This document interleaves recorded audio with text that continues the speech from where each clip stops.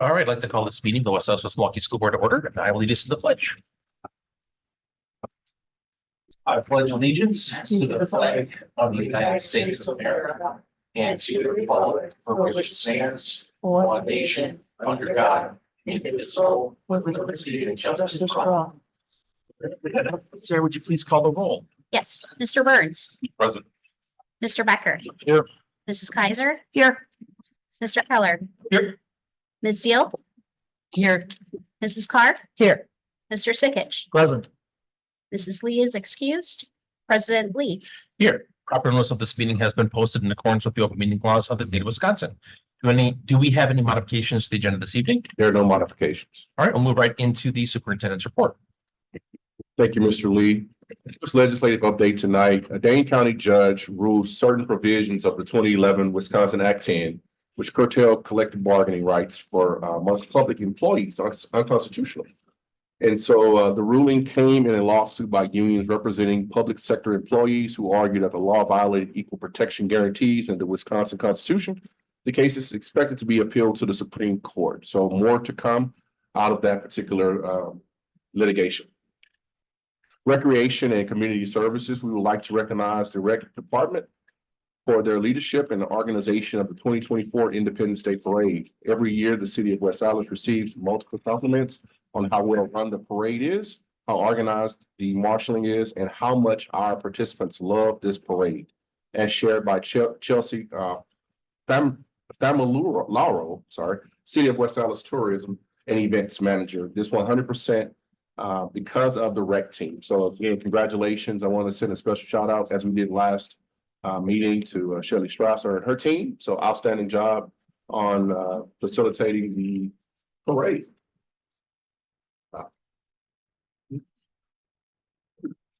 This is July is National Park and Recreation Month. And so we do want to send another special shout out to all of our volunteers as well as our staff for our rec departments. They provide a space for our students to not only play, have fun, but just to be a kid. And so we're definitely grateful for the things that they're doing. We want to salute them this month of July.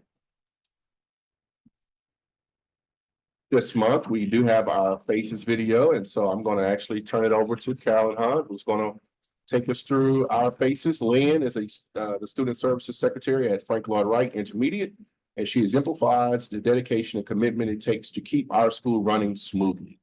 From supporting students and staff to managing essential operations, Lynn does it all with a smile. We're grateful to have such an indispensable member of our school community. Thank you, Lynn, for everything you do. My name is Lynn Farrell, and I'm a Student Services Secretary here at Frank Lloyd Wright.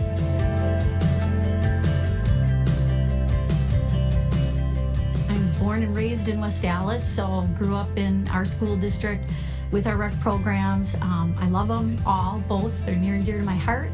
And when the position became available in Student Services at Frank Lloyd Wright, applied, and here I am. She does attendance, yet our family within our office, she does everything. Everybody loves Lynn. She is just, she is a huge part of our system.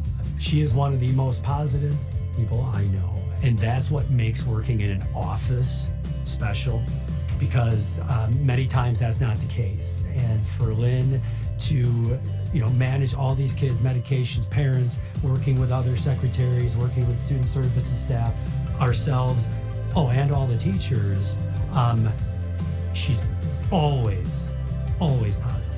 Oh my gosh, we have so much fun. You know how you have coworkers and you never know when you work that close together with somebody if you're gonna mesh or not? Well, we are two peas in a pod. We have so much fun. Lynn actually, I think, has made me a better person because she's so positive and she sees the good in everybody. If I'm crabby about something, she'll just make me laugh. So she's a great person to be around all the time.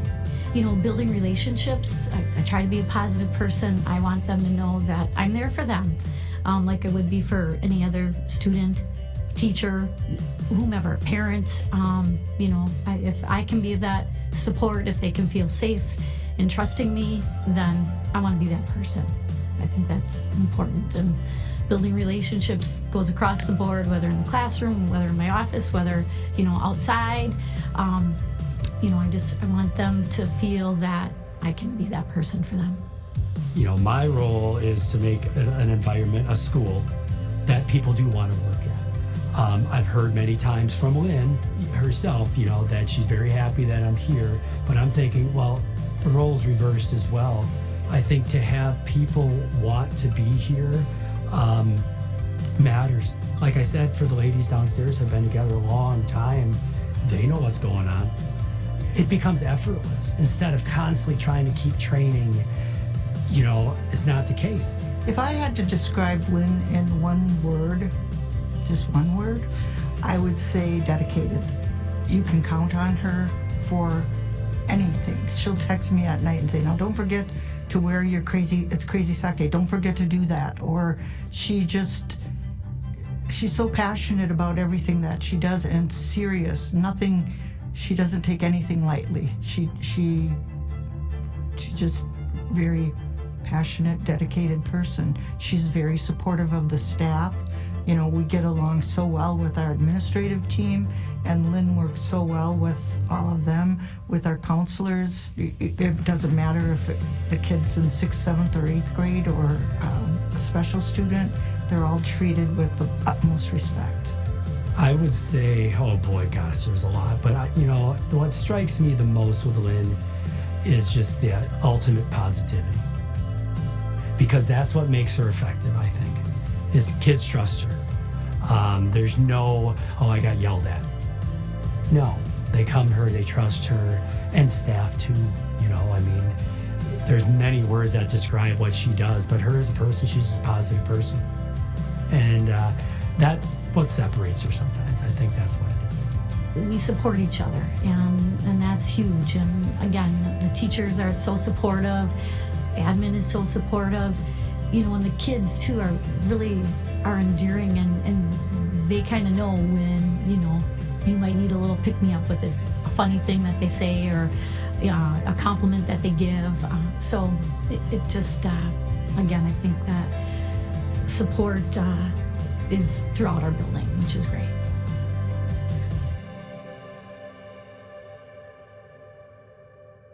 My name is Lynn Farrell, and I'm a Student Services Secretary. That video is exactly the words that were shared by Principal Fish and Ms. Olson.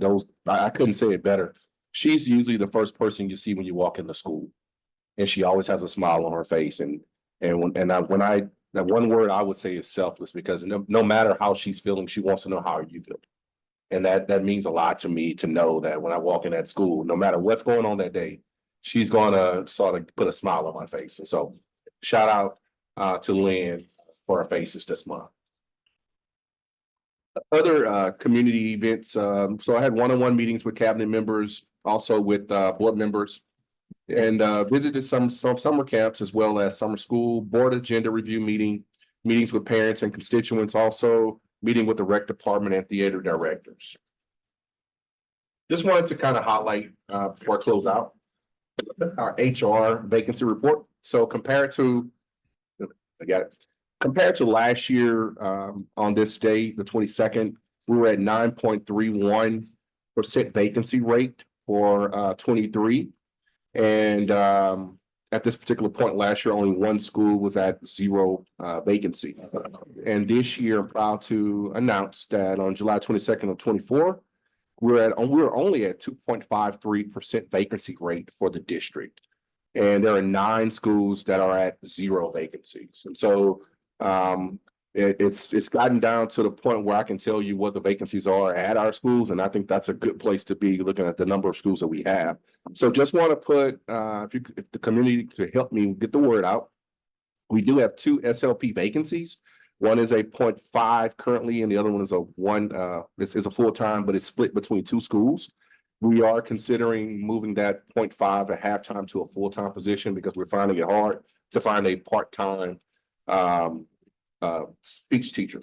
And then we have a balanced lit position still at West, and we have 2 high school counselor positions, one at Hill and one at Central. So we're in a great place as far as our hiring is concerned. So shout out to our HR team, as well as the other members of the cabinet for assisting them with this process. So, and that closes the superintendent's report for tonight. All right, thank you very much. Move on to item 7 or even, which is public comments. Currently I have no one signed up for public comments, but if there's someone who, and there's no one here in person, but if there's anyone in the chat who on Zoom who would like to address the board, there is a link in the chat for signing up to do so. And I will wait my 15 seconds to see if anyone is listening who would like to address the board.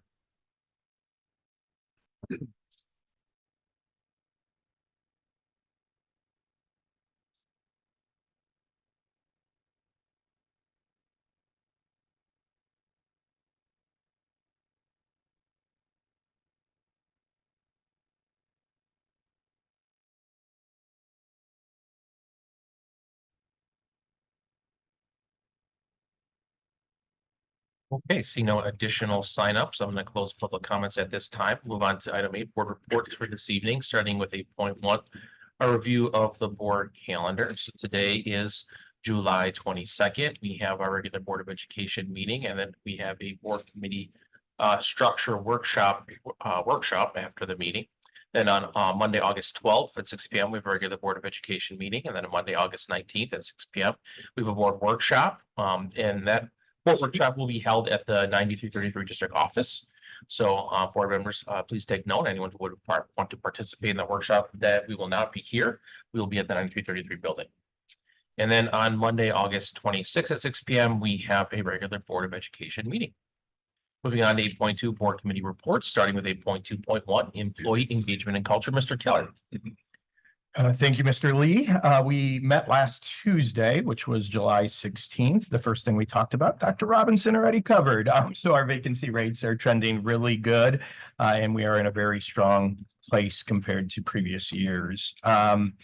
We did also talk about our leave report and just got some numbers of that's looked like over the last few years. 22 to 23, we had 70 leaves. 23, 24, we had 106.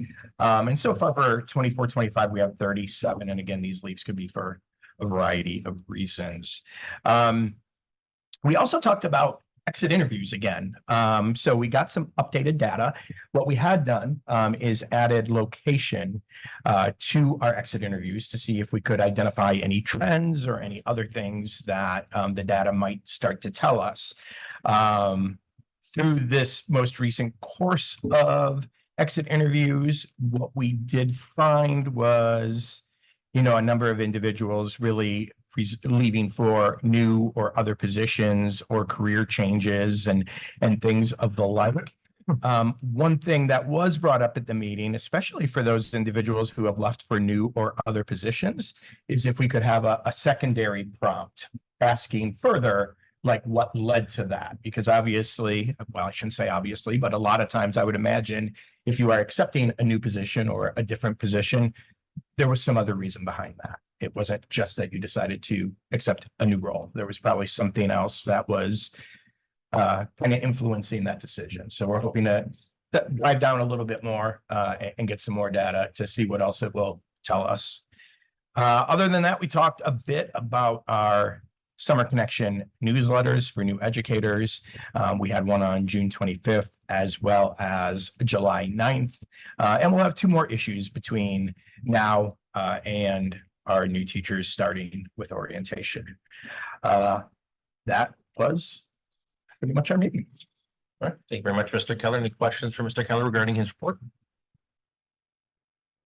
Or any items for his committee to consider at future agendas? Seeing none, thank you very much, Mr. Keller. Moving on to 8.2.2, Recreation and Community Service, Mr. Becker. Thank you. The rec committee met last week on the 15th. We touched right away on the cybersecurity issues from that the hack. So we've got documents that are being rebuilt, processes that are being rebuilt. As you may have seen online, there's a lot of prompts to get people signed up again and get set up their accounts again to register for rec and athletics. We anticipate it'll be fully back online for the fall.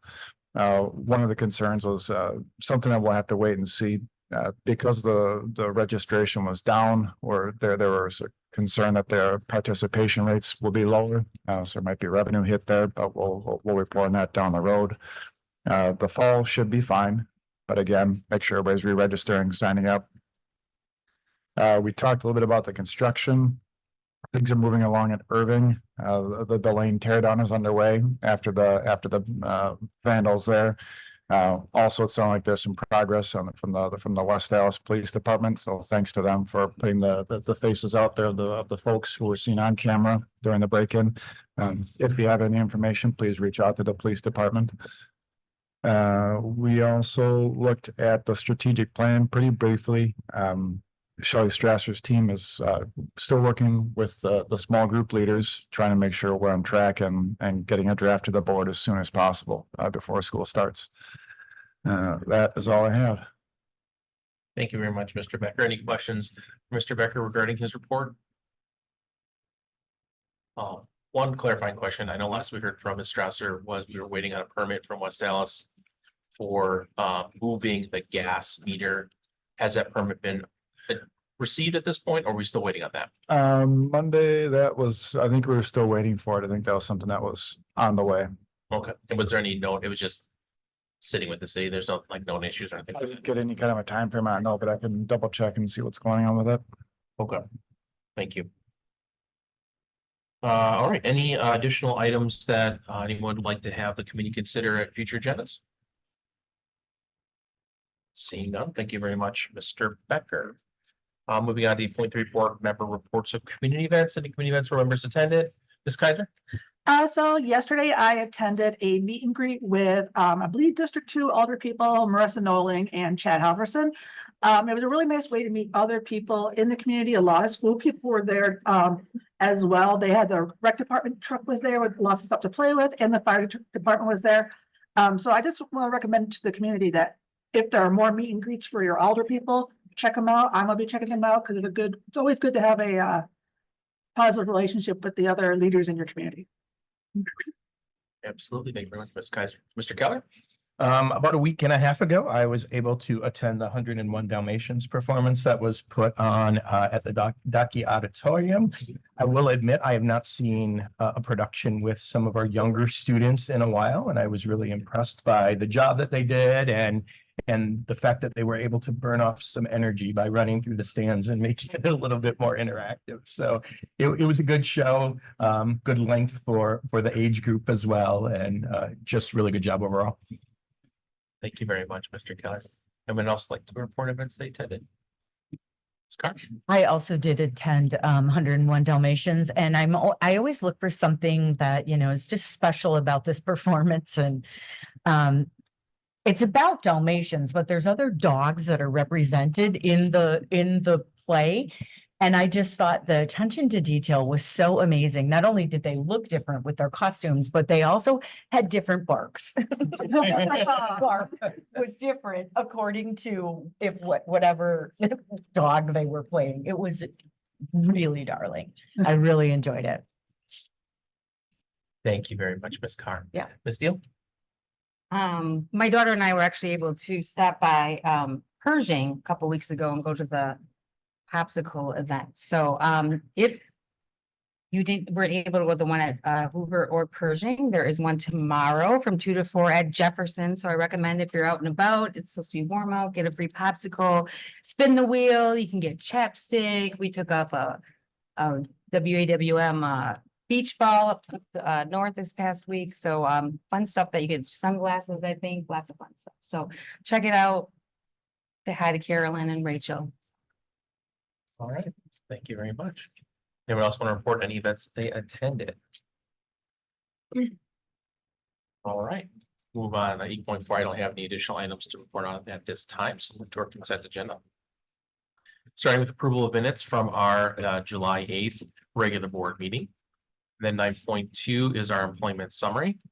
9.3 is supplementary contracts, and 9.4 is our financial summary. Is anybody anything separated out? If not, I'd look for a motion. Move to approve. Second. Moved and seconded. Any last minute discussion? All those in favor? Opposed? Right, that passes. So move on to our action items this evening, starting with 10.1 Student Rights and Responsibilities Handbook for 24-25. Mr. Norris, did you have any? Yeah, go ahead. Good evening, everyone. So the Student Rights and Responsibilities Handbook is an annual board approval that comes every year. And it kind of leads us up right into online registration, which is being launched as we speak. So typically we kind of go through the the process and kind of provide updates. So this year the updates are really minimal. Last year we had a more, we had some policy changes that were updated from the board. So this year really the main areas of updates were staff assignments and images and staff assignments with pictures of principals, new leaders in district, different departments, dates updated to reflect the current school year, and then address and phone numbers, especially for the district office, enrollment office, were updated. Other than that, that is the extent of the changes. So would look for questions, hopefully your approval. Any questions from the board regarding the student handbook? I have one, but I'll hold it. Ms. Carr? I'm wondering, and I didn't look through, so excuse me if we have this, but do we have policy about AI coming through, or is that something that is going to be added to the handbook? And will we be talking about that this coming school year, if not? Sure. I know that through Neola, we had policy around for Dr. Zimmern. That's So we have added recently some policies around that. It is nothing that I would say is really groundbreaking. It's more of a clarification at this particular point. I think because the technology is so changing, so much, it's really evolving. Really haven't gotten specific language around as far as like any new things with it. So it's something that we can definitely look into, and we'll put that under Alyssa's committee to investigate a little bit further. okay. Good question. Appreciate that.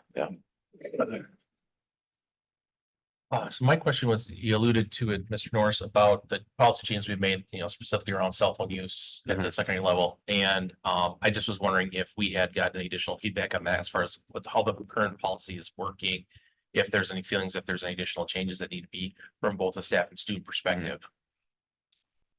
So knock on wood, when I tell you it's been working great, it's been working great.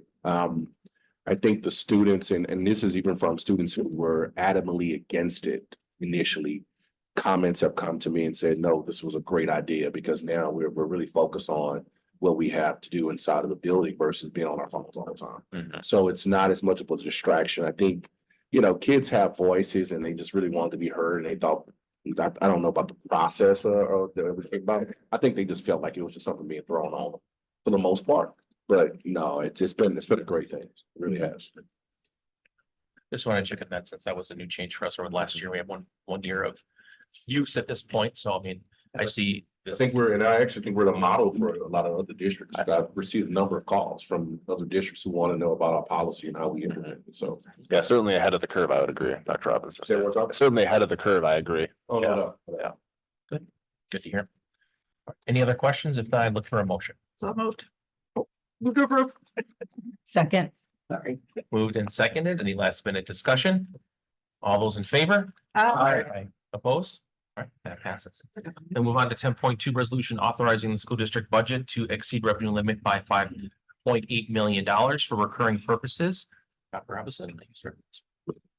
I just wanted to start out by saying again, thank you to the board for early this month's workshop. I thought it was very productive. I thought we left out of here being on the same page, and where we can now go to the community and say, this is what we know will get us up to the point where you're compensated fairly.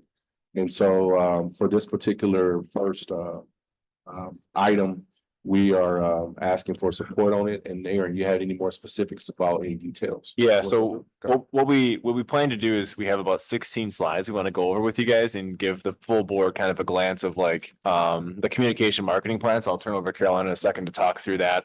Then what I was thinking is we'd look at the financial analysis Dr. Robinson alluded to for the full board to see that, kind of review both quickly the facilities, the kind of the summation of work from the last workshop, the operating, and then end with hopefully board questions and then approval of all the resolutions individually at a time. Okay. So unless there's questions, I'll turn it over to Carolyn to kind of talk through the agenda, and we'll be quick. So Okay, so when we talk about a communications and marketing plan, it's really important to use various avenues to make sure that we're informing and engaging our full community. So these are the avenues that we currently have scheduled to use. Now, with any plan, there's always room for adjusting and adding things. So right now we have ongoing strategies, mailers, social media posts and ads, featured videos, engagement sessions, and then also canvassing. So the purpose of the ongoing strategies is just to consistently have accessible information out to the community. So we do that through event presence at our schools and within the community. Tonight, we have a table out at West Dallas Night Out.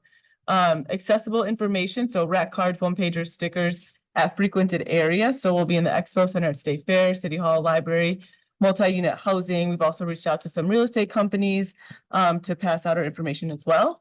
The referendum toolkit has been present at each school, large banners for each school, yard signs, and then just making sure that our website is staying updated consistently. So these are all ongoing strategies. Mailers, really the purpose of the mailers is to inform the entire community. We have about 33,000 residences in our district, and so mailers is really the only way we can guarantee the word is getting to each household. So currently we have a postcard that will land around August 12th with our annual report, information for Battle of the Dogs, as well as the Back to School Bash, and then online registration. September 2nd, we will have a half fold, which will be our one pager along with the engagement session information. And then October 14th will be a postcard with ballot language and then a reminder to vote.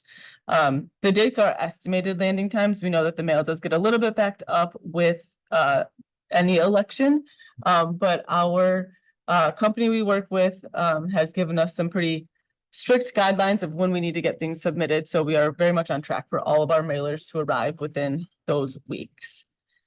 Social media posts, again, we want to make sure that we continue to engage our community, leveraging the wide reach and the interactive nature of social media so that we can have widespread awareness. So the rule of thumb is we'll have 2 posts per week from now through November 5th. For the next couple of weeks, it will just include overview information from August 12th to October 5th, October 25th. It will be school specific or staff compensation specific. And then we'll have a back to school countdown that's weaved into there, as well as a 10-day countdown to voting day. We also will continue to share our social media ads. These have gotten a lot of attention, a lot of views, and brought a lot of people to our website, which has been great. Really with the ads, we want to make things that are visually appealing and attention grabbing. That's the kind of the crux of social media ads. So you can see this is our timeline. We'll have one running every other week until we get to the end of October, and then we'll just have one running for that week, and then we'll have all of them running the week leading up to the referendum. Our feature videos are really to convey key messages. So that's like our What I Love video, our Faces series. It's really to humanize our district. And so we'll continue to create and share those out. Those also are shared pretty often, which is great to see. So currently we have a What I Love scheduled for, well, it went out last week. And then we have another Faces coming up. We'll have a facilities video. And then What I Hope in October. We do have additional featured videos that are just very much in the planning phases. So our goal is to get out 2 per month and leading up to the referendum. And then we have our engagement sessions, which are really to inform and engage and empower the community. We'll have one at each of our secondary schools. You'll notice the one at Hale is on Saturday. That was some feedback we got from the community was weeknights can be really challenging. So we'll have one on a Saturday, and then we'll also record so that we can post it online for anyone who can't attend to view the presentation portion of the engagement sessions. And then lastly, the big one is canvassing. Again, this is another way to really ensure we're reaching all households to directly engage with voters and to inform and engage participation in the electoral process. So our kickoff will be on September 14th at FLW, which will be followed by canvassing. And then we have another date on October 5th and November 2nd. And our goal is really to reach every household in the district. Yes. Ms. Carter. I've had several citizens reach out to me asking if they could be a part of the canvassing. Is that something, would you like me to refer them to you or? Yeah, we'll share information out regarding all the canvassing, and there'll be a Google form that anyone who's interested in can complete to join us. And it's really important, I would say, to impress the importance of attending the kickoff at FLW, because that's really where we'll share the information so that everyone's equipped to go out and talk with. Yeah. And so if you, one of the things that I like that we've been talking a lot about, and Carolyn seems doing a great job with, is overlaying different calendar and events. So a good example is when Carolyn talked about the mailers, you'll notice that the canvassing event, the 14th, is strategically on that Saturday because a mailer had gone out 10 days before. So imagine you're a lay citizen in the community going in and knocking at people's door, like, oh, you didn't get the one pager? Well, here it is. And then that's followed up by, oh, there's a session next week. Well, I'll learn more, go here, right? So it's trying to be strategic about how to access, where to get additional questions done. And hoping that people from all likes attend to help spread the word, so. Early voting, do we have anything that's structured with a big push? When we know that those ballots are gonna be hitting people's mailboxes, a lot of people in the city and the community do early vote. So we don't want to make sure that we're getting to them after they've already completed and submitted their ballot. Yeah, I don't know the exact date on that offhand. I'd have to check, but I'm nearly certain the first canvassing event would be prior to that, but I have to check that. Yeah, it Offhand, should be the first canvassing event should be, but we won't reach everybody in one day. right? So the first canvassing event will be, and then also the one pager will hit their mailboxes beforehand as well. Okay. Because that'll be in the week of September 2nd. I'm thinking also about the video schedule, like. I don't know what the date is off the top. I don't know if sometimes they wait until they pick when that actually is gonna start hitting people's mailboxes, but I would find out what it is. And then make sure that your schedule of releasing of videos, things like that. It's good. If there's important ones, maybe you're doing it twice, one before that early voting and then one again when we're getting closer to the actual physical election. Just so we're not missing people, because ever since COVID, there's a ton of people who vote, they don't go and vote. They don't wait till election day. They get that ballot, they get it filled out and send it in. So Yeah, that's good feedback. people, oh man, wish I know about that. I didn't understand it, so I voted no. Yeah. So Yeah. we want to try to avoid that. It's not 100%, but as much as we can. Yeah. No, that's good feedback. I appreciate it. We'll look into that and make sure those things line up, at least multiple opportunities prior to, and then there'll be a slew of them after. But yeah, We can't do everything, but we can do something. yeah. Can you close that? Open it back up? Yeah, just open it back up. Quick. Yeah. 1 second. So kind of shifting, if there's other questions for Caroline around the communications marketing time, this would be a good time to ask. Otherwise, we're going to shift into the second part, which is review of the operating and facilities, and then leading up to the ballots and then approval of the resolutions. Okay, so just kind of jumping in then. So we have again, just to kind of review. So the operating summary of the operating question, which is for $5.8 million, is for employee compensation. So number one, just kind of go through our goals here. Employee retention remains our top priority as a district, and with over 50% of our employees in their 5th year or less in teaching, right? Staff compensation across regional averages lags about 6%. That's what this referendum would aim to do, right? Staff compensation has been identified through exit interviews as a high priority area across, the last decade here in the district.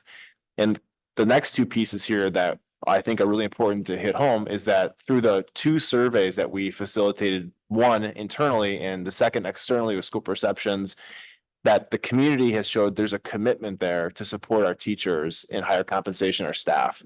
That was done in January and then again in the spring. So I think there is support, and that is new information for us. So we're really happy to see that. And then again, we're not alone here. Over 100 districts went to referendum in April, and that number is likely going to exceed that here in the fall, and that will be finalized here by the end of August. So we'll know exactly how many districts are, what the questions will be, and that'll certainly be a conversation here at the board level, because as we get out and start talking to community members, sometimes what you're asking for in comparison to others is a good point to talk about with people.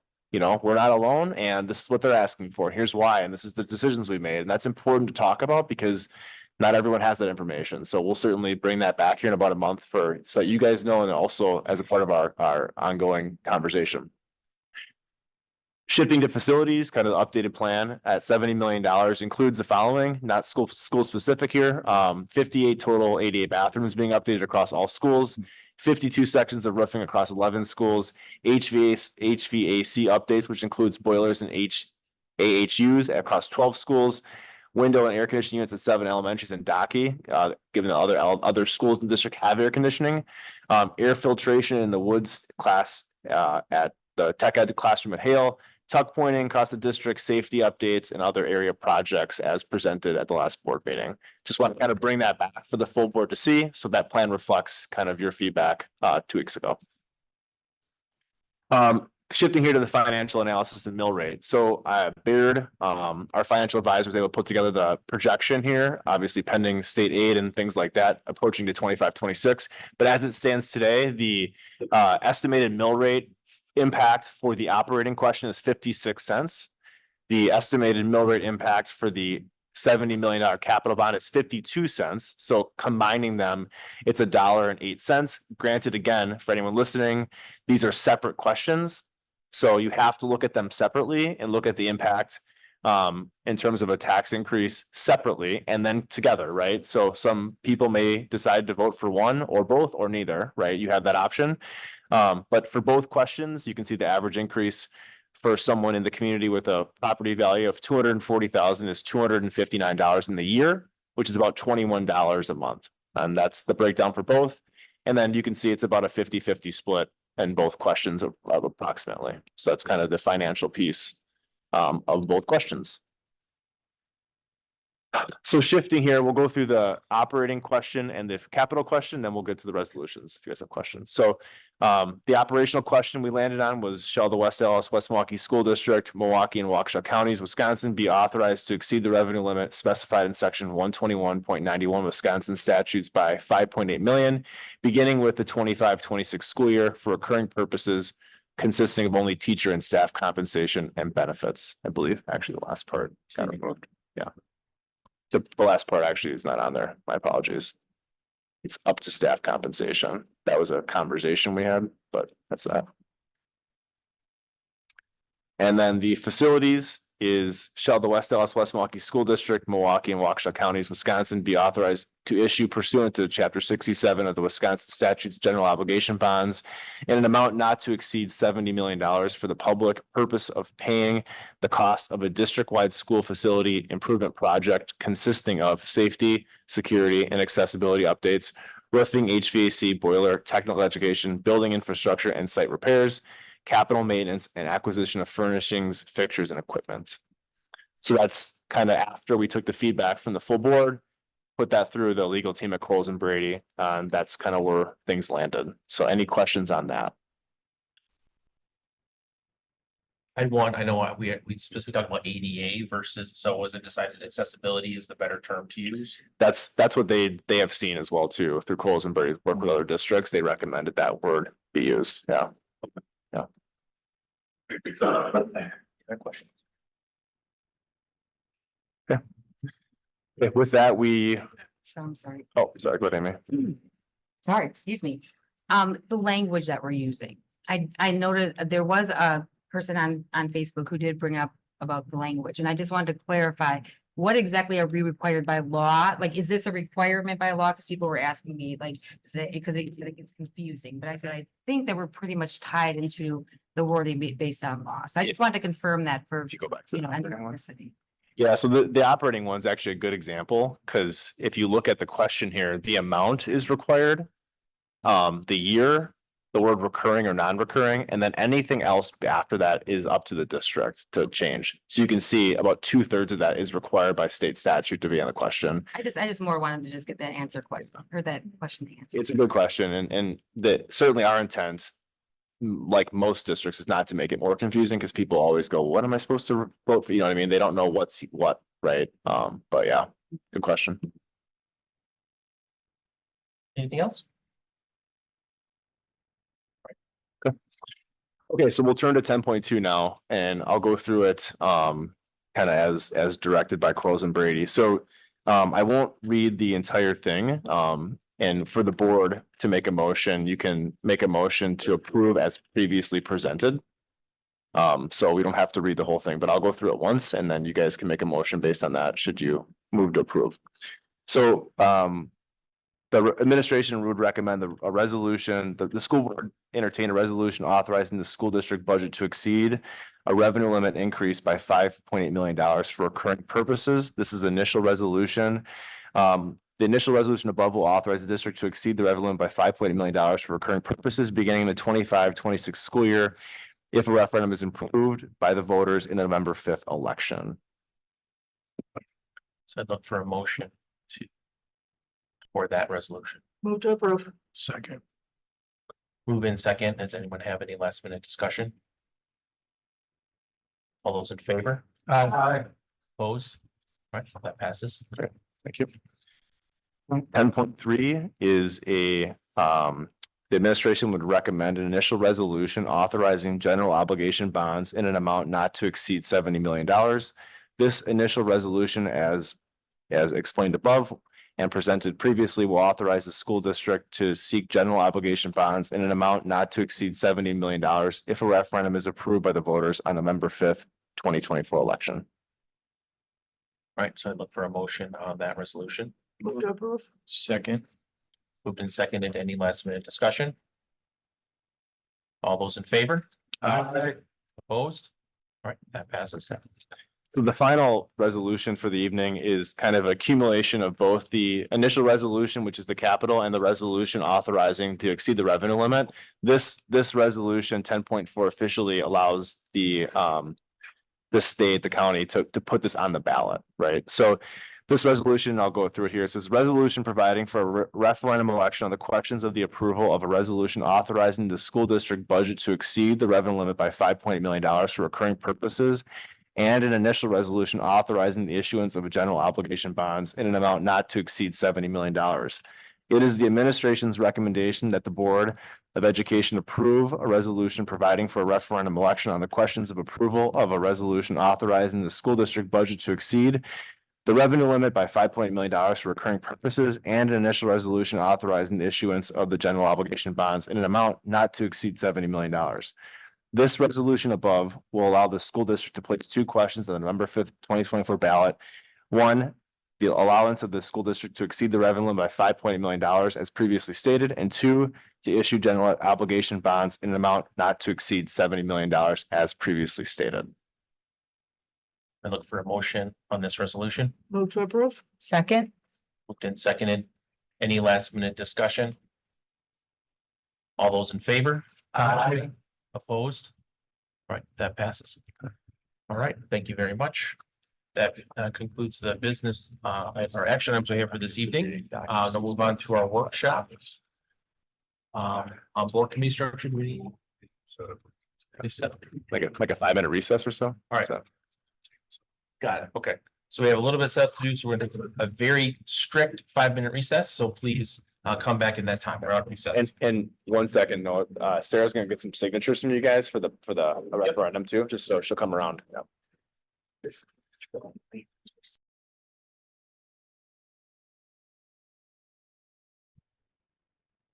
All right, we're back from our recess. We're going to move into our workshop this evening. And so this is a brief introduction. This is something that I came to Dr. Robinson about after getting some questions from a few board members about the committee process, how committees work, the roles of the committee members, the roles of other board members who are not on committees, and how they can participate. And so I thought it would be helpful to kind of put everything in one place so that we can have a discussion as a board about it, making sure that we're all on the same page, as well as the administration members who are part of those committees as well, obviously facilitate a lot of that work that we do. So with that, I'll turn over to Dr. Robinson for this presentation that both he and I put together. Thank you, Mr. Lee. I also want to state that on this end, I had the same questions. And so it really goes pretty much hand in hand when it comes to the purpose of this meeting tonight. I really believe it's going to benefit both sides, being the administrative side and the board member side, to make sure that we're on the same page.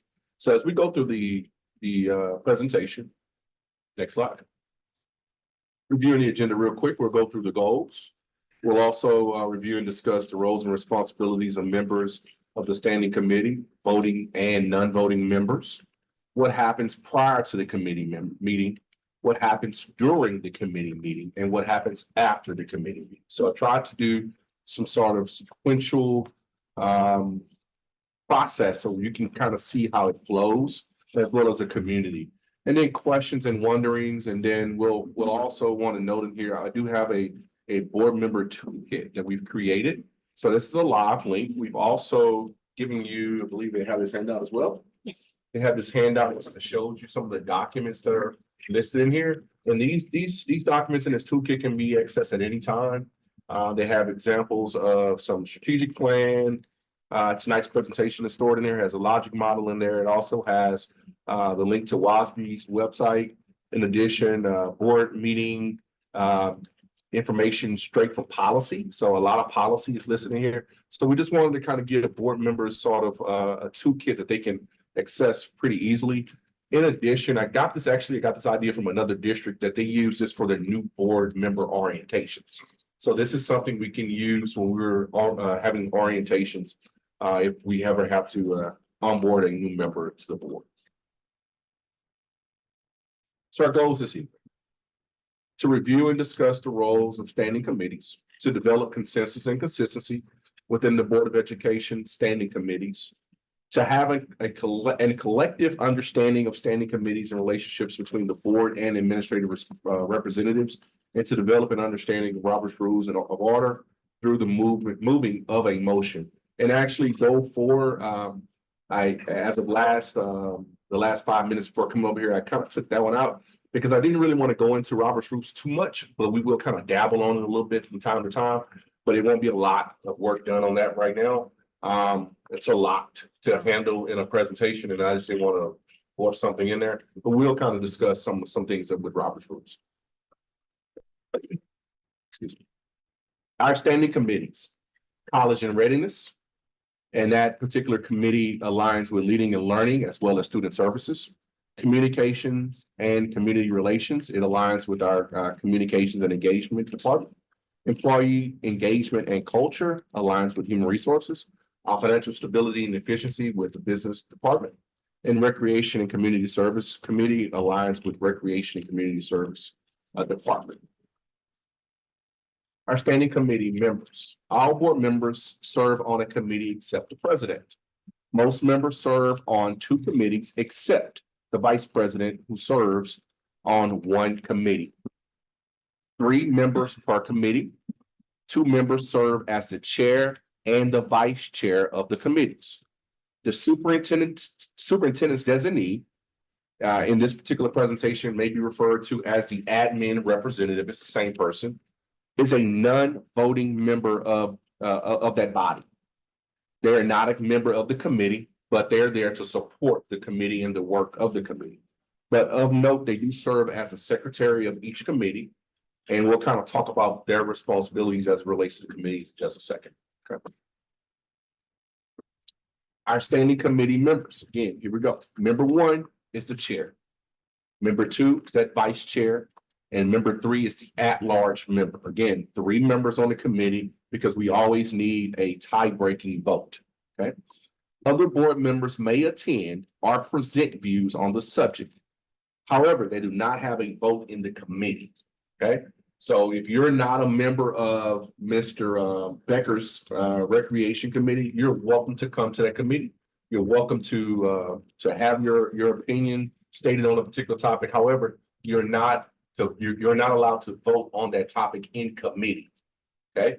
However, your vote, of course, if it ever comes to the board, would be at that particular time. Okay. Yes. If let's say there's something that you would like to see on an agenda, do we go to the chair, the admin, or both? Agenda on your committee or agenda here? Agenda, like if I wanted to have a question item on recreation, I'm not on that committee. You Right, go to go the chair. Chair, okay, thank you. Yes. Good question. Didn't think about that question. All right. The admin rep, non-voting, is a secretary, works with the chair to create the meeting agenda. Okay. I wanted to be very clear. It works with the chair. It's important that you guys are in constant communication when it comes to building that agenda. Often there are recurring or annual things that come up. And so the admin rep will know, okay, we have to approve this every year in the month of May. So around March, this will start to appear. They understand that. But there are also things that, as you just stated, you want to recommend a topic, maybe a colleague of yours said, hey, I think your committee needs to address this. Then you need to work with the admin rep to really build what that agenda is, okay? Additionally, responsible for working with the chair to take minutes. So the admin rep will work with the chair to take the minutes and then to start a form what the report is going to be for the rest of the board, okay? I have just a quick question. Sure. Wait. Yes, Ms. Carter. Okay, so let's just say that again now, because when I am a chair and then there is the admin rep, I'm often confused as to who actually takes the minutes in there. And you're saying you work with the chair to take them, but like sometimes I think it should be one or the other, like, because we can't get together always. Sometimes the meeting's right before you, Sure. right before the board, and you have to present. Like, who's actually in charge of that? So because the admin rep is a secretary, I would say that's their job function. That's their function of the committee, okay? Okay. However, if there's a situation where you're kind of needing it, maybe you're gonna do it on your own or get with them and get that done. So we could, Yeah. you know, we can work together with them, but Correct. ultimately they would take notes in the meeting and then That's correct. give them to us so that we could present That's correct. at a board meeting. That's correct. Ideally, we want the chairperson to be running that meeting. Correct. And so it's hard to run the meeting and also take notes at the same Got time it. possible. So so I know historically, so a lot of times the administration representative was running the meeting. Yes. And so then it was more difficult for that. So we're kind of swapping that out and saying that the chairpersons, we have the agenda, we're going through the agenda, similar to when we have agenda here and I go through the agenda as the chairperson, president of the board. You're the chair of your committee meeting. So you're running the meeting, you're doing the role, you're doing the calling for votes, all that sort of stuff. That's coming from you as chair. So as such, the administrative rep doesn't have to do that, but then they can take the notes of the discussion and what we talked about, and that sort of thing, and then that can be rolled into what turns into the report.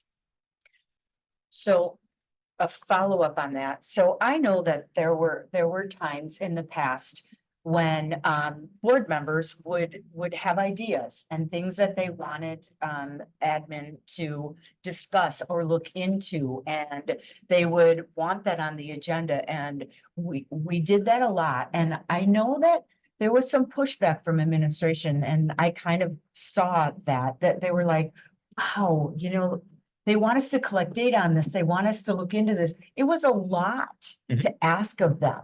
And so we were, I'm confused about the actual agenda. As long as I've been on the board, the admin person has an agenda for us and is presenting to us. And now we're going to swap that. So it's like, I don't want to just put things on the agenda that I feel are like AI, for example. I feel like we should really be watching out for AI and really be looking into that. And I would be happy to maybe put something like that on the agenda, but I don't want to make a lot of work for Alyssa. Like she's already got all these things. And I think that we need to be cognizant of that as a board. And I want to emphasize as well, you guys are working together.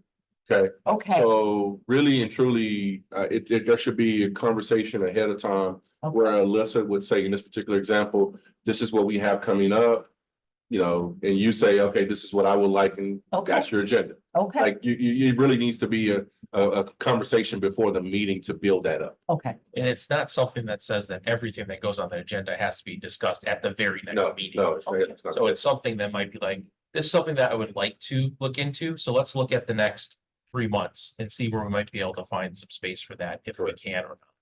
And that is definitely a partnership between the administration individual and the chairperson to be able to figure out what's reasonable. Because if it's a really heavy, you know, there's a lot of things, there's a curriculum we're putting through, or there's, you know, some other thing that you know, that's a lot of time and effort that you guys need to discuss. You're not gonna have time to talk about something additional on top of that. Thank you. I feel comfortable with that. Ms. Steele? So the only thing I want to clarify is when we're creating the agenda, who would you like to initiate that? typically like Carolyn will send me an email. Should it be admin? It should be sending, like initiating that, like, hey, next week's our agenda, or here's the agenda. Is that the way we want to do it? And I know we're saying, you know, I'm not trying to be like overly concrete, No, but I just want to know who, you know, so we're just aware of who should be initiating it the week before, what should the agenda, you know, those type of, when should that conversation You be? bring up a great question, because especially they asked me the same question. So I think this is a good point where there's just a confusion all the way around, and I think that's why we're trying to come in here and build some consensus. So in talking with Mr. Lee, it was just a matter of, okay, coming up with a structure and then just saying, this is what we think is the best way to do it. The reason I say that it needs to ideally be initiated from you, because you are the chair. Okay, out of respect for the chair. The chair is the one technically according to Robert's rules who sets the agenda. Okay, now, am I saying that you should not be in conversation and that person? That's not what I'm saying. But it still should be in some way, some sort of concerted effort to get, you know, a partnership going and how that's done. So I don't think what you're doing right now has changed at all. But as the chair, technically it is your responsibility as a chair. Now, I'll be honest with you. One of the first questions I received from cabinet was, who runs the meetings? And I was like, oh, really? Like we're at, you know, one-on-one when it comes ground level with confusion. So this is like right on time for us, because there's been a lot of confusion all year with them. So just wanted to kind of make sure. I think Ms. Kaiser had her hand up. I was gonna say, like, I just eyeballed Alyssa and like, okay, maybe the Tuesday before our next meeting, we send an email to each other. So it doesn't have to be some big, you know, thing, just quick emails back and forth. Hey, someone touched on this. I mean.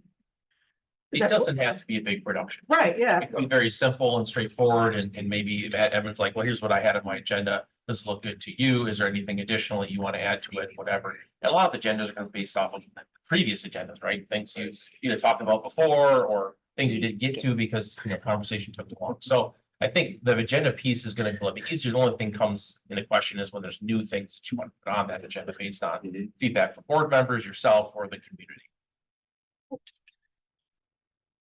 Well, let's go to Brian and we'll go to. Yeah, I think a lot of what I said was similar. I think my perspective is that the admin rep, you know, sends an email with a sample agenda. We take a look, see if there's anything we want to add and respond. I think another piece of that could be, and this is something I do at my organization when we have biweekly meetings. If we know next Tuesday, we're going to have a committee meeting and we know that needs to be posted, maybe a week prior, we send an email to the board and say, hey, we have this meeting coming up on this date. Is there anything that we missed that you would like included on that agenda? That way, it's not just us trying to remember from when we give our committee reports, things like that. It gives everybody an opportunity for something they might not have thought of that would be important to add. And then us as the chairs can add that accordingly to update the agenda. Just a thought. If there's room on the agenda. That's all. Well, yeah, if there's room on the agenda. Is ensure that we're not overloading the agenda and we never get to everything on it. Of course, yeah. Like I said, it's better to delay that by a meeting or two if you've got a really heavy agenda. If it's not like a time sensitive, sometimes time sensitive things may come up. You know, like the cell phone thing that happened, and that was a time sensitive thing. We had to get that done sooner rather than later. But there's other things that might be like ongoing things we've discussed or thought about, or I wonder if this would be better. That's a great thing for committee, but it's not like a huge time sensitive thing. Right. And remember, admin reps are usually working on things that are like 3 months out. So it's not anything that's last minute. So, you know, we can always build an agenda of sorts, but yeah, that would be correct. So is the admin rep or the chair sending the agenda to Sarah? So that should still be the admin rep, Okay. I think. Yeah. I think the admin rep will work with the chair to define the agenda, and once the agenda's like, yep, good to go, then send it to Sarah, so then she can post. Perfect. Thank you. Post it. Because the admin rep is the secretary of the committee. Yeah. All right, so next slide, chair and vice chair. And we just kind of indicated some bullets on here to kind of, so you guys can understand specifically what the roles are, and if there's any, yeah. Oh, you actually answered it. Yeah, we kind of talked to it already. So responsible for the agenda at each meeting, works with admin rep to formulate topics, runs the committee meeting, carries motions forward during the meetings concerning the future of board action, provides committee meeting reports to the board, which we already do now. It collects possible agenda topics from the board members. Mr. Lee always asks, are there any other topics that you would like this committee to consider? That's a question he asks consistently.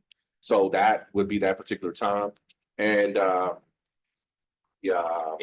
And that's not the only time, right? No, I mean, that's. You can email the chair at any time with, if you think about something and you're like, oh geez, the first thing is figure out what committee it's gonna be in, but if you don't know, or you can ask me or somebody else if you're not sure which committee it might fall in. Sometimes it's committee of the whole, which is different. We haven't talked about that, but there's some things that all will fall under the committee of the whole, not in the committee. And that's something that would probably come to the president and the superintendent to figure out when we had that sort of discussion. But you can at any time email or talk to, call, text, whatever, the chair and say, hey, I gotta think something I'd like to talk about. And you can have discussion with them about that, or just say, can you add this to the agenda? We talked about this at XYZ meeting, or we've been hearing about this. Let's learn some more. And that's your committee to deal with. And then it's up to the chair to make that decision about whether or not we're gonna put that on the agenda right away or when it's gonna happen. The role of the vice chair. Oh, yeah, question. No, I thought I didn't know. Vice chair. So the vice chair acts as the chair in all duties in the absence of the chair. So I want to kind of go into this one. Let's just say, for example, if someone is going to be out for a month for surgery or something, right? The vice, and that person that's out as the chair, the vice chair would then assume responsibilities of the chair. That would be everything that we talked about previously.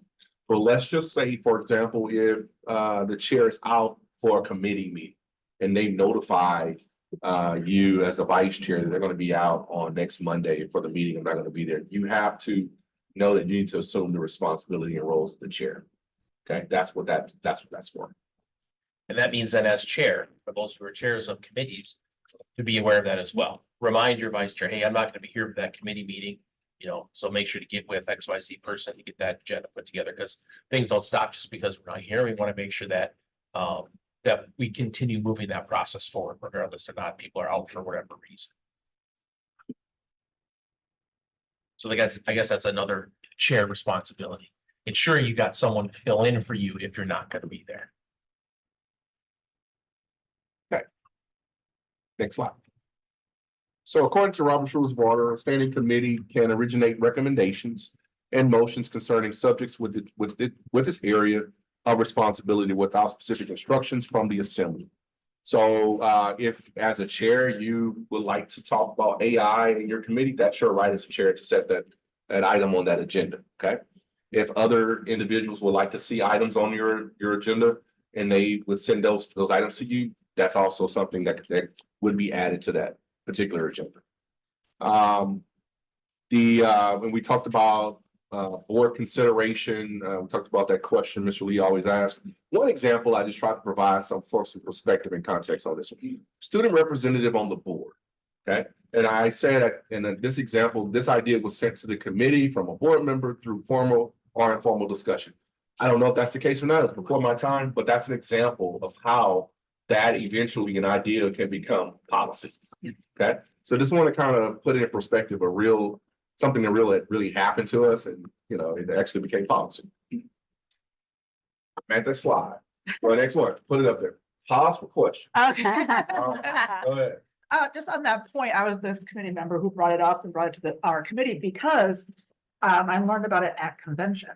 So anytime, if you get a chance to go to this, board convention, I mean, I'm making my goal this year to branch out on what I see, because it might be good for us to bring it back to committees or chairs or even as a whole stuff. Just an idea. So any other questions on what's been presented so far, Mr. Burns?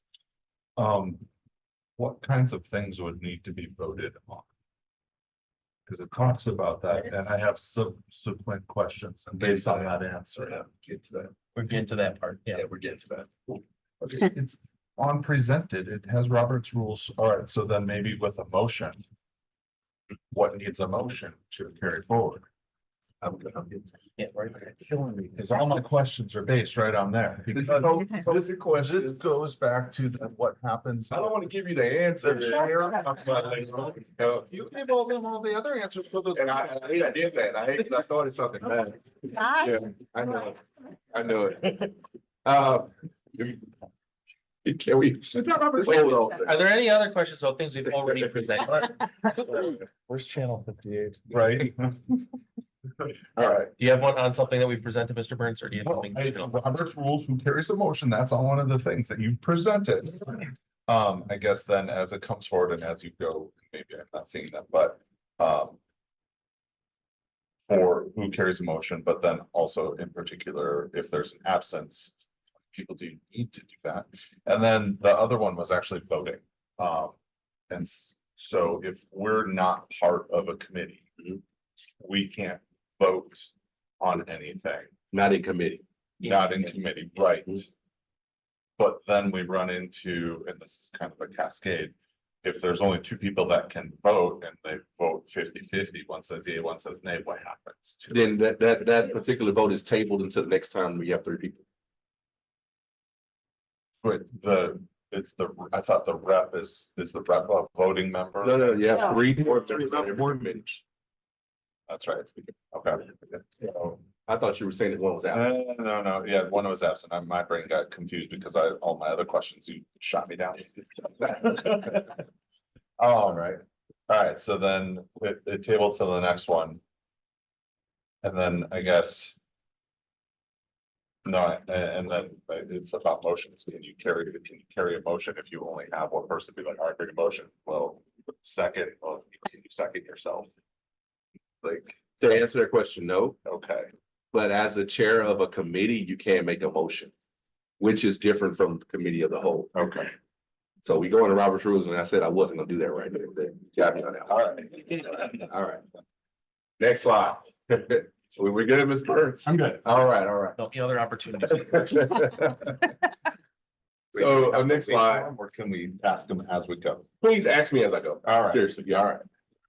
So prior to the committee meeting, okay, so we're preparing for the committee meeting, if you could just imagine that.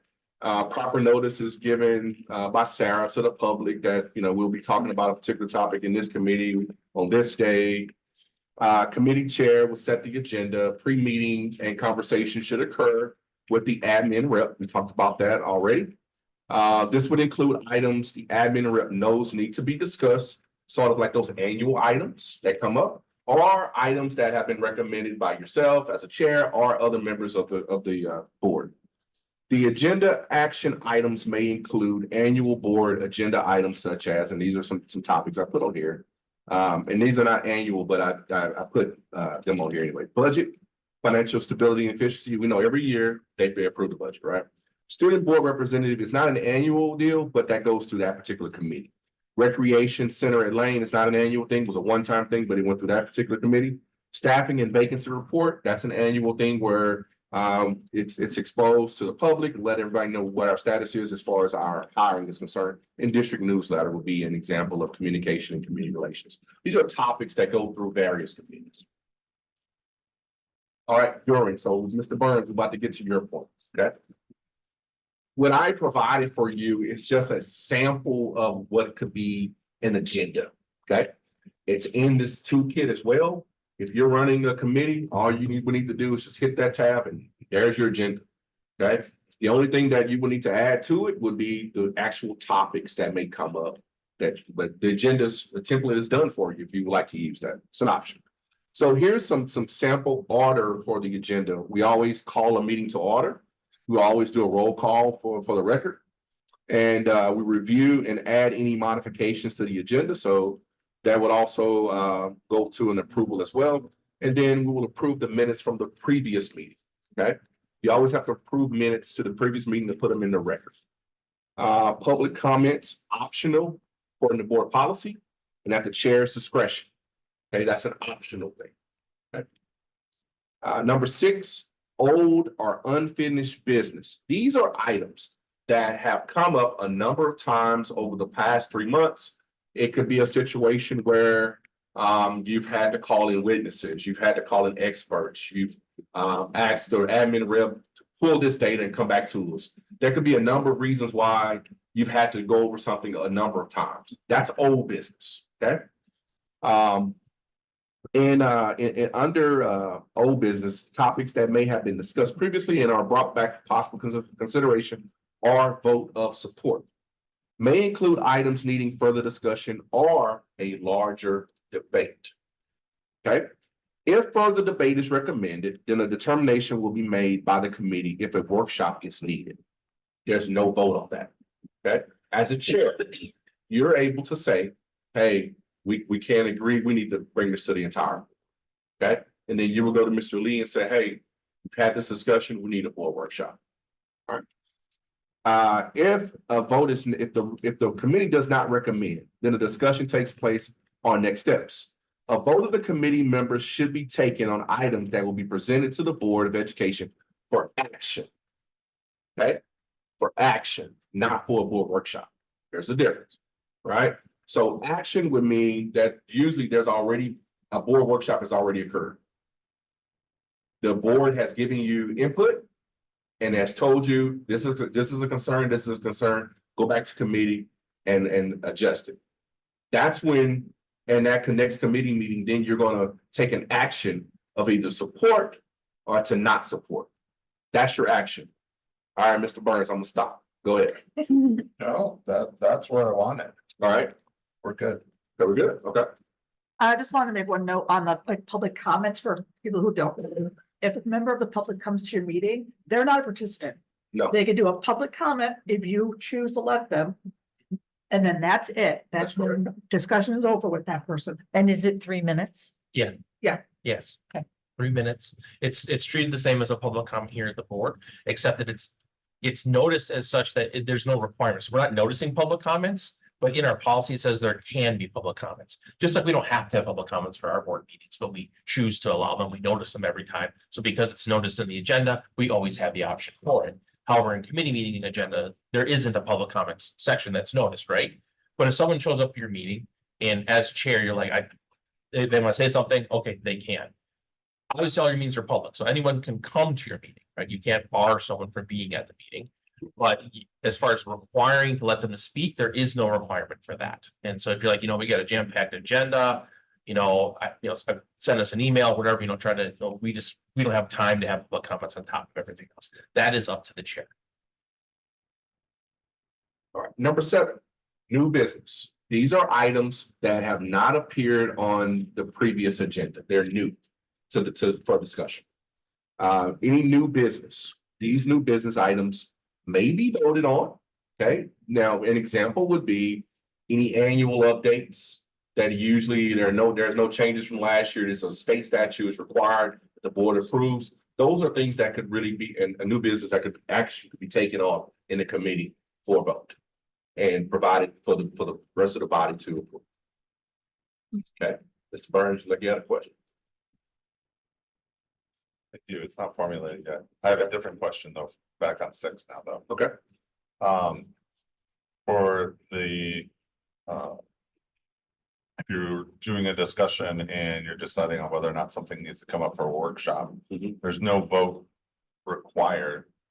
Is there a determination of yes, it should go or shouldn't go? And I say that simply because if you have one person that's like, no, we should all really talk about this. Chair's discretion. Chair's discretion, that's it. Mhm. Okay. That's all I wanted done for that. Now, if that happens and the chair's like, no, we're not gonna do a workshop, and the rest of the board finds out like, no, I want to know more about this. It is Mr. Lee's. Then they can come to the president and say, I think we should do a workshop on this. Okay, then it becomes a workshop. When it's outside the committee's hands at that point. Sure. So there's always checks and balances in place. There's some tyrannical chair that doesn't want anything to come forward for the full board. If the rest of other board members are like, yes, I think we should talk about this, there's always ways outside of that. Do we have someone plan to talk with Ms. Lee about all this? It's a lot of information. It is a lot of, I didn't realize she was gonna. Yeah, I'll circle back. Thank you. And number 8, items to be considered for future discussion that will be brought up at that particular time from admin rep. In other words, what you're doing right then is you're building the agenda for next time. Okay. And then close it. We always close out. And that it's also a good time if you have something as yourself personally, something or community, something heard from the board, like, hey, this isn't our agenda now. But hey, I want to talk about this at some point. It gets everything on the radar so that when you're planning those future agendas, you're not forgetting it. Because then it's in the minutes. Hey, something to talk about what we want to talk about. Putting student rep on the board. So make sure we start doing that. Before we go to during the committee, I want to just make sure I touch on, sorry, to make sure I got the right one. Sorry. Yeah, before we leave during the committee, because I have a couple of more things. The purpose of the committee, honestly, is to do the bulk of the work. That's where the bulk of the work should be done. Should be done in committee. And that's what we're trying to shift the dynamic to the committees doing the bulk of the work. And then we come to the whole, there's still discussion, but we're not doing committee of the whole work. We're just going over and discussing what the committee discussed. That's the shift that we're trying. This is a huge shift. It is. And I'm not saying anything was wrong at all. What I'm trying to do though is to make sure that we're aligned. Because trust me, I get it on both ends. my team is like, okay, I don't know. And I'm like, and Ms. Aaliyah said, well, yeah, let's have a board workshop. I agree. Yes, I'm sorry. I'm just thinking ahead that this might affect some committees like finance or, leadership and learning, in that those meetings go long sometimes. And some of us are trying to fit in dinner, coming straight from work. So, I think, to the discretion, if it looks like there's a larger agenda coming up, could you change the time? Or are those 5 o'clock times set in stone? All of my meetings, committee meetings, are right before a board meeting. So committee meeting times are always set between the admin representative and the committee members. Okay. So that a committee meeting can change at any time. Like when the committees are set, the members of those committees are set, the first thing that should happen is, when are we going to have our meetings? And that should be a discussion among all the members of that committee and the admin rep to find a time that's going to work best for everybody. Now, there might be times where you're like, I have it at 5 o'clock because normally that works fine, but man, we got a huge agenda. Maybe this time we need to shift that meeting to a different day so we can have enough time to talk about everything. But again, that's a discussion that would be happening between the admin rep and the chair. And if it's decided we should move it, then you talk to the rest of the committee. Hey, could you guys I know we normally have it this time, but we need to move it to a Tuesday instead because we have a lot to talk about, and just make sure everyone's on board. But that flexibility should always be there. Okay. Because you're noticing this meeting ahead of time. So it doesn't matter. It could be a different day of the week. Every 5 weeks is a different day of the week. If that's what you wanted to do, it just needs to be noticed, and then you're good to go. Okay.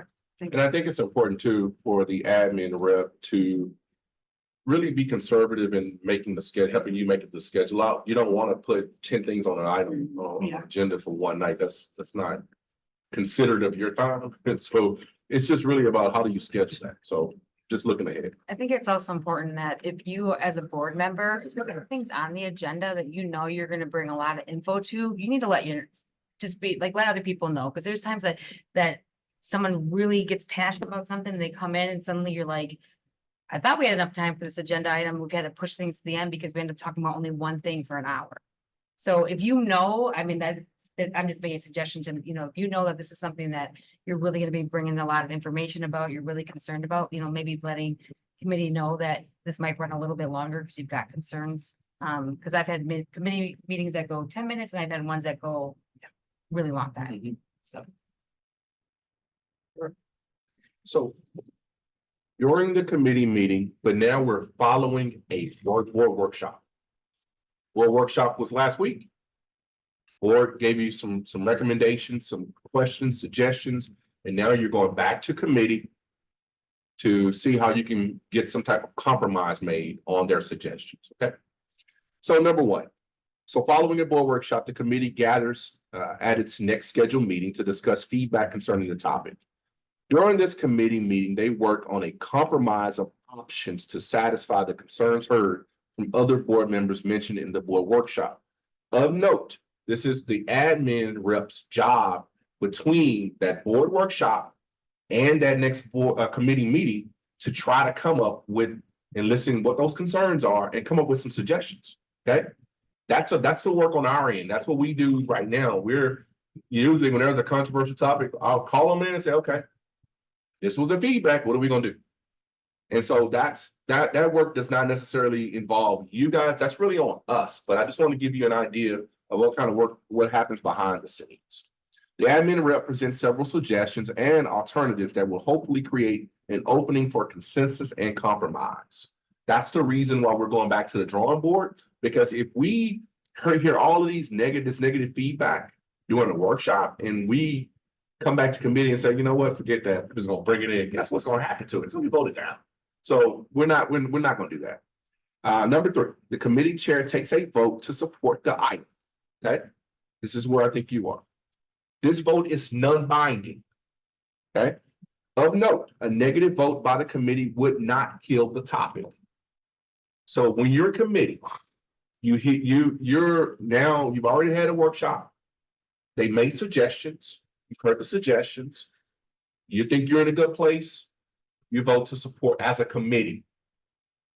Okay, I'm going to go in a second and talk about why that's important, but I want you to know it's non-binding. Okay, because if it gets voted down, it doesn't mean it's dead. What that means then would be the admin rep will work with myself and Mr. Lee to discuss further options and considerations of the topic. Okay, the topic could still come in front of the entire board for action without the committee positive recommendation. So just want to be clear with that. It's not dead, but there's going to be some changes most likely. This is important because I'm not really thinking about this board, but I'm trying to future-proof this process so that if there was a committee, I think about the legislature, well, it doesn't get out of committee, then it never gets voted on it. I don't want our board to be like that ever. And so even if there's some committees that are against whatever XYZ measure it is, it could still come to the full board. Because really, at the end of the day, if it's something that's important, that's good for the district, we want the full board to weigh in on it when it comes down to what it is. And it still might not pass, right? But then at least the full board had an opportunity to have a say. It's a recommendation. And there'll be a spot in the process when it comes before the full board for the committee to report That's what I'm going right now. Right? Any other questions that. Mr. Burns has this. during the committee? Yes, sir. Half question. With this, a negative vote or a negative vote and those kinds of things, if that's coming from after a workshop, admin rep comes in, brings options.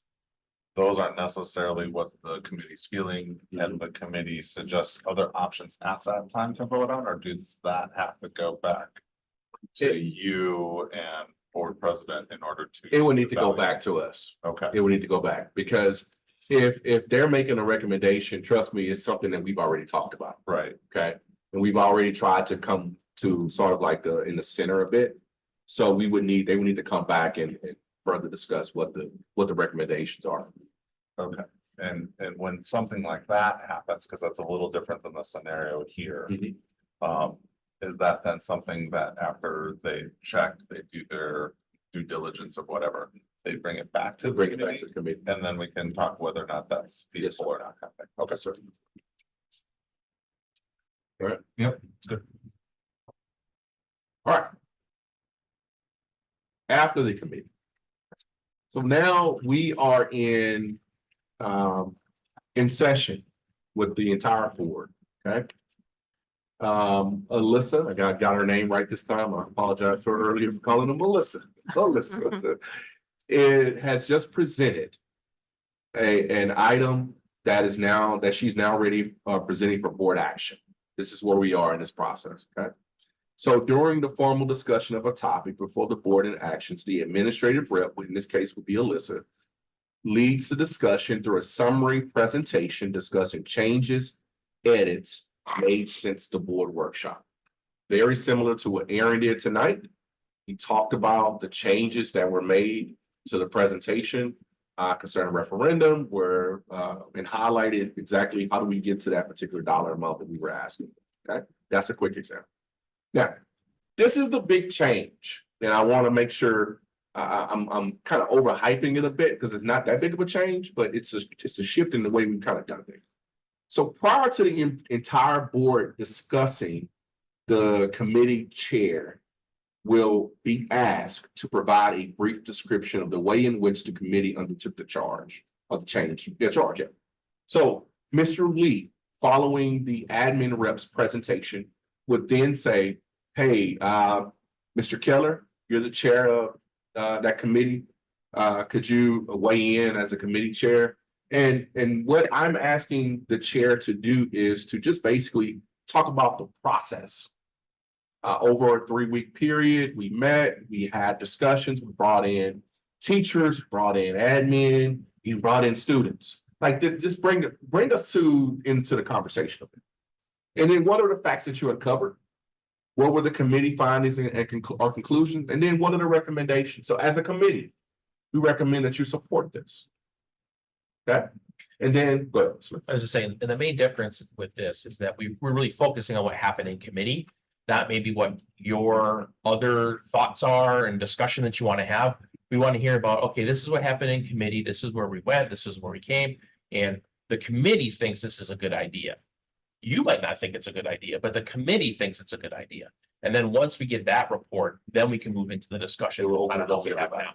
And then you can talk about other things, additional things, or I didn't agree with it because X, Y, Z.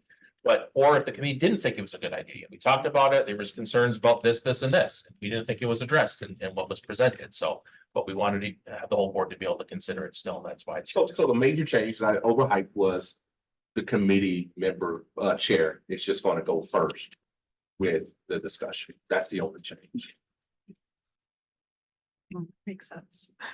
I think it's important, right? Because number one, for the community to understand that sometimes we take action on very big things. That if all they did was watch that meeting, like, oh my God, they just had that meeting and that thing in one night. And it allows that record of the work the committee does, which is, I mean, it's a lot. It's a lot of work the committee does, the committees do. And so I think it's important that kind of gives a little bit, it doesn't have to be a 15-minute preamble. But it can be a short couple bullet points of what happened. And really what I would like to see is that recommendation that the committee recommends that this be approved. Like the admin gave it, right? They're the admin saying we should approve this. This is what we think you should approve. What does the committee think? Does the committee agree? Does it disagree? Why? And what was the process that was used to get to that point? So that kind of, it might spark questions for some other board members or one member of that committee or in the ad nauseum that might be directed towards the committee. Oh, when you talk about this, what did you consider XYZ thing? I think that's all very good discussion to flesh out some things are gonna be very quick and like the budget and things like that, which come through committee. But by the time we get to them, we've had 1 or 2 workshops before we're coming to any sort of action versus something like the student rep and some of these other things that we've considered over the time here. So that's the big thing, but it's really focusing on what that committee work was and what is that recommendation. Many think the board should support this or not. Any questions? And following that discussion, Mr. Lee will then move for a motion. Will ask for, I shouldn't say move for a motion, so that's wrong. Okay, the chair can't move for a motion. Okay, he can ask, is there a motion? And then someone else would make the extra, someone else would move the motion. Okay, so I gotta be technical about what I'm saying, because somebody is watching, they'll say that's not right. So the vice My wife chair would and tell me the, that was not right. so vice chair and then the standing committee member, they get to do the motion and vote. No, not necessarily. So in committee meetings. In committee meetings, The yeah. chair can make a motion. In Okay, I'm sorry. committee, but not in full board. I can't motion. That's why I'm always asking. Can't motion. And Yeah. I'm looking for a motion, whether that's a positive, negative, we don't know what it's going to be, but I'm looking for it. And so that's your opportunity for board members to chime in at that point. I can't do it. All right, and remember, every motion has to have a second. If it doesn't have a second, it dies. All right, so I'm gonna stop. Because I think there was a lot tonight. I would love to sit and have lunch with any one of you guys and talk Robert's Rule of Law. Like seriously, this is like, I love this. Like, so, but what I hope that came out of this tonight was sort of creating a better structure for both sides, because it was just a lot. It's been a lot of confusion all year. And I think they. Yeah, you guys have any questions or anything or comments? Any questions on this process? Is everything clear about what your expectations are, what the expectations of the chair of the committees are going to be moving forward? And we would like this to be implemented at the very next committee meetings that you guys have. So as board members, Did you edit out a slide for debating a motion? we decided not to talk I about whited it out. Yes, yeah. I vote on it. So. for I'll unhide. yeah, that was just something we talked about for time we were gonna do. Yeah. Signature. I thought that as a committee chair, when you bring it to the committee of the whole, that that person can move for the committee. You're correct. All right. You're correct. Now, I didn't want to get technical like that, but you're correct, because technically, technically, you don't even require a second if it comes out of committee. Right. Technically. Right. I didn't want to go there because I thought it would confuse everybody. I should have talked to you before. Yeah, okay. So ignore that guy, but you're 100% right. Anything that comes out of committee with a vote, a positive vote, technically does not require a second by Robert's rules. But we're gonna ignore that. Mr. Burns is looking at me. Going one. Yeah, I didn't make that up. That's Robert's rules. All right, but we're gonna ignore it. Go ahead. Yeah, so if chair member or any board members, if you have any questions on this as we're going through it, please reach out. I understand there might be some growing pains as we kind of go through this, but it's really codifying some things, hopefully making it more without having to think about it as much. It just becomes more habit about kind of how those meetings run. And then, but I know there'll be some growing pains to get to that point, because I know it's a little bit different. So, but yeah, we're hoping that this will answer most questions that some board members may have had about how they're supposed to work, clarify some things about voting, how that's supposed to work, and the chair's asking. They can motion if they want, but if I was chair, I would say, do I have a motion on this and see if you do or don't. And if you want motion, then you can. But that's sort of thing that we're just hoping to get kind of codified more, and then allowing that committee work to come up a little bit more in the full board meetings, since the majority of public aren't seeing those committee meetings. And if they're coming to something, they're seeing, these sorts of things now. So is there any questions, Mr. Burns? Yeah, so my last question with this and getting this process, I like this going over it and everything. But I do kind of want to come back to Jane's question, and I know that we're working as a team, but is there a feedback loop for the admin representative to us to say, hey, we're asking too much and too quick kinds of things? Because it has felt in the past that some of the admin reps haven't necessarily felt comfortable expressing that there's too much on their plate to be doing all that we're asking or whatever. Is there a feedback loop that we can kind of have for this as a process, so that if it is getting to that point, that can be clearly communicated and we can be like, oh yeah, no, we can push that up for dates, weeks, whatever. So one of the reasons I had the admin rep to sit at these tables tonight and be a part of this process, because I'm really trying to develop that relationship between you guys and them as a team. And so I would just say, as a chair of the committee, just really establish that relationship with them and work on those things behind closed doors. I think that's, and they'll usually tell me if there's something that's overwhelming, but they need to really feel comfortable in talking to you about it. So sure, and I just I guess I'm trying to be proactive, so if there gets, because sometimes people get to a point for whatever reason things are going on. Something builds, and then when it comes out, it's like, all right, I'm out, rather than, hey, this is what's going on, even if you have necessarily a good relationship or at least feel that you do. So just, I want to protect them from not necessarily us because of, again, tyrannical rule, but more of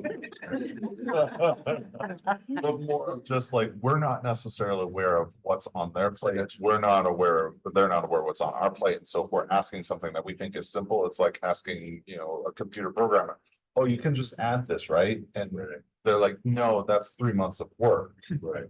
So just kind of having that positive way to come back if a hiccup happens that they're not necessarily. And I'm trying to build capacity with them as well, and comfort in being able to communicate that to you. Okay. But just understand as a team, as they really are not, they don't want to say no to you. Right. And so, and I totally I get, they'll come to me and say, look, and I'm like, look, I don't want to say no either, So I get it, but I try to work on, and Mr. Lee has also he's come to me and say, look, let me know if there's a situation. I really haven't encountered a situation that I felt I need to come to him. He's opened that door for me to do that. And I just have not felt like there was a need as of yet. So from my perspective, Kevin, if you get a request from a board member, you're like, that's just a lot of work and you don't feel comfortable telling him, then you can tell him and you can tell me and then I can tell him. And I mean, that's kind of part of what my role of president is to do, is be like, you asked for what? Like, no, that's too much. Like, you scale it back, dial it back. But don't be afraid to be like, I think that might be a little bit much, or we have a lot going on right now. Let's look at this in a month or two. That should be the conversation that I would like to see. But I understand, we heard that from the past from cabinet members, that have concerns about saying, well, I was asked about this and that's a lot. And as board members, we do not have the ability to direct cabinet members to do work. That's his job, right?